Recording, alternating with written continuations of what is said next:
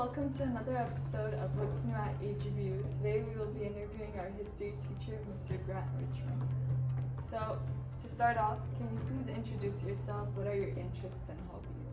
Yeah, Mary. So my name is Richman. I grew up here in the Valley. I went to elementary school here, middle school. I went to Granada Hills Charter High School, graduated in 2011. I swam all the way up through high school and got a scholarship to go to school back east at a school called Allegheny College. There I majored in Arabic and political science. I swam through college, came back here, became a swim coach. Really enjoyed working with students and kids of all ages. And then decided that I wanted to change the material and become a history teacher, and that's what brought me here. In my free time, my interest and hobbies, my favorite thing to do, absolute favorite thing to do in the world is snowboarding. I love to go to Mammoth. I also swim, run, lift. I like to read a lot. I love to binge on a good Netflix or HBO show, something like that. That's kind of it's what I do when I'm not teaching. And if you could describe yourself using 5 words, what words would you choose and why? Okay, so I put a lot of thought in this. I wrote 5 words down. So I think I'm pretty hardworking and efficient. You know, I really care about my work, and I care about my students, and I care about how I look in my job. So I try to go above and beyond, but I don't like wasting time. So hardworking and efficient. With that comes being very, very tired. So I'm also a napper. So I said I'm a napper. I'm a swimmer. And then also a reader. So hardworking, efficient, napper, swimmer, and reader. A little well-rounded answer there for you. What made you want to pursue a career in history? So, like I said, I went to school, and in college I was on the pre-law track. I took a class called Constitutional Law, and I did not enjoy it at all. So I decided to completely change gears. I studied government and politics in the Middle East, and I majored in Arabic.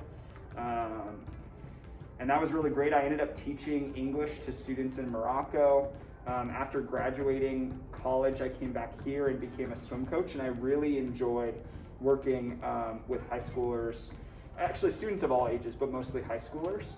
And swimming was my passion, but I also went to school, so I wanted to use, my passion for history, political science, and Arabic, and so I decided from there to go ahead and get my teaching credential and my master's, and that's what brought me to teaching. And what is your teaching style, and how do you feel it will better enhance the students' knowledge in history? Yeah, so I try to be as relatable to the students as possible. I think that that's an effective communication tool for me, to be relatable and understanding and empathetic to students' needs. It wasn't that long ago, it was a little over a decade ago that I was a high school student. And I like to make the material, because history can be really dry, history can be boring, politics can be boring, but I like to make it relevant for my students, to show how they have a stake in what we're talking about, how they have a stake in what we're learning about. And so I keep it interesting by keeping it relevant for them, and I also try to convey the material through mediums that are accessible to a lot of students. So I'm very technology driven. I like doing social media projects, comic book creations, cartoon creating applications, emoji activities. So I try and deliver the material in both a relatable and accessible way. And if you were to travel to any time period, what would you choose and why? My favorite time period to learn about as like a learner and to teach about as a teacher is the World War II period. I think it's because when I was growing up, I listened to both my grandparents, my grandfathers on both sides, talk about their experience in World War II.